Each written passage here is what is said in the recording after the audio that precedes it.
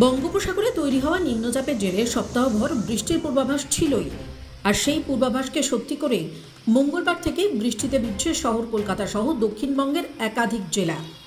বৃহস্পতিবার রাতে বৃষ্টি হয়েছে, শুক্রবার সকাল থেকেই বৃষ্টির পূর্বাভাস হাওয়া অফিসের।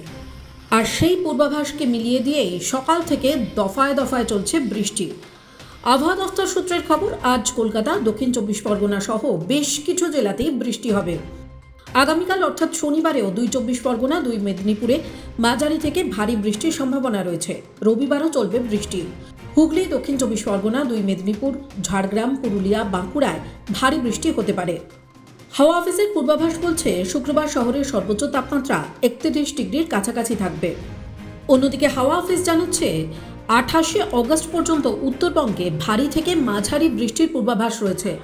দার্জিলিং সহ একাধিক জেলায় বৃষ্টিপাত হবে। আজ শুক্রবার দক্ষিণবঙ্গের পাশাপাশি উত্তরবঙ্গের আবহাওয়া থাকবে দুর্যোগপূর্ণ। বজ্রবিদ্যুৎ সহ বৃষ্টির সম্ভাবনা রয়েছে উত্তরেও। টাইমস নাও খবর।